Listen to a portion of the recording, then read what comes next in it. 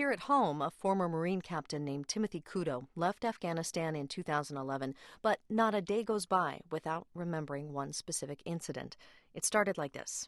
These men on a motorcycle came up over this hill right above us. Tremendous position tactically. Captain Kudo and his troops held their fire. They weren't sure yet if they were in danger, but it looked like the men might be holding guns. We sent warnings. We shot smoke grenades off to the side to let them know, go away, in case they were civilians. And these men just keep coming. Then lights flashed from the motorcycle, just like the muzzles of a gun. Captain Kudo's soldiers fired at the two men. Both died immediately. We went up to the motorcycle, and it turned out to be two civilians. They had sticks and bindles like you'd see in old cartoons about hobos. That's what we thought were the weapons.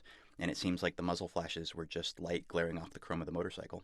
Marine Captain Timothy Kudo was deployed in Iraq in 2009 and then to Afghanistan in 2010 and 2011. He's now a graduate student at NYU, but as he wrote last week in the Washington Post, coming to terms with an experience like his is a major challenge for veterans. The Department of Veterans Affairs has recognized the issue, calling it a, quote, moral injury.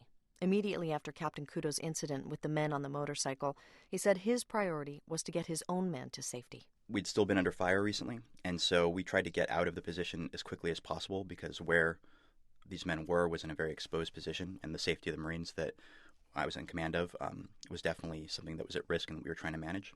But at the same time, it seemed like the men were trying to get to their home, is what we later found out, which was right behind us when this firefight was going on. And the people in that home, in that compound in Afghanistan, were their family, and they rushed out of this building. And that was men, their fathers probably, or uncles, as well as women. And I remember, in Afghanistan, everyone wears a burqa. And so this was the very first time in my life that I'd seen an adult Afghan woman's face, because they didn't care at that point. They were running to their, what I'm assuming are their children or grandchildren, to collect the bodies and have a Muslim burial before the sun went down. This happened in a war zone, and presumably you had prepared for this in whatever way it's possible to prepare. But when did that incident and others that you were involved in, when did those start to take on different meaning for you? In Afghanistan, you have to keep going. The next day is a different fight. There's more men at risk. There's always men at risk. And so you can't dwell on these issues. You have to move on. And especially as a leader of Marines, they're looking to you in many ways for the strength to keep going. And if you show doubt, they're going to have doubt in the mission, and the entire thing falls apart. So while we were over there, there really wasn't time to even think about these issues. And when I came back, they kind of simmered. And every day I think about what happened over there. But the ability to really come to grips in depth with it wasn't something that I was able to do till much later on, because in many ways, when I first came back, I didn't want to think about it in depth. I just wanted to be back here with my friends and my family and re-enter society as best I could and get back to my old life. Why couldn't you just put it away? Because it's not something I think you ever put away. Since writing in the Washington Post, I've received letters and emails from veterans from World War II to Korea to Vietnam to the first Gulf War to now. And they all talk about this idea that it's something that they carry with them for their entirety of their lives. And that's not to say that they're damaged or that's the only thing that they think about or that they can't move on in some ways. It's not something that you ever forget. Just like any tragedy or trauma that you encounter, lives with you forever. The U.S. Department of Veterans Affairs, as you write, has actually identified this as an issue that vets face. What you're talking about, the idea of grappling with the moral questions of war, and they call it a moral injury. What does that term mean for you? Is that an accurate descriptor for what you went through? I don't think it is.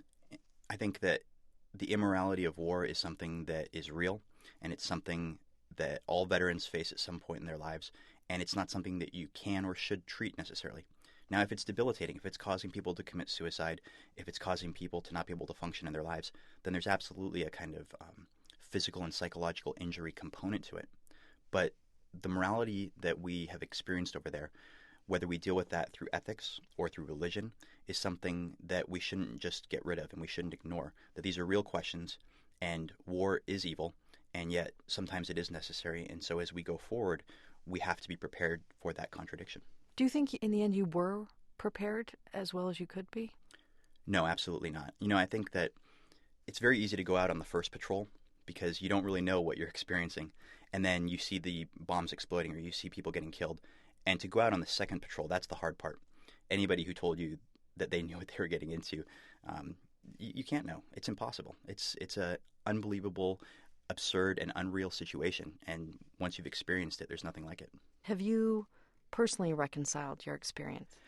I haven't. I think this is not something that I'm ever going to reconcile personally. And a lot of people have directed me to faith as an answer to this. And I believe in that in many ways, that in the reality of our world right now, the people that I've killed, they can't come back and they can't forgive me. And maybe their families could, but they probably won't. And I can't forgive myself because that's kind of a false platitude. The harm wasn't done to me. It was done to these other people. And I do believe that in some time, maybe after this life, that there is a possibility for that. And that's the essential nature of faith to me. And that's the only real option for this. And so you just keep pushing and you try and make the best of the rest of your life.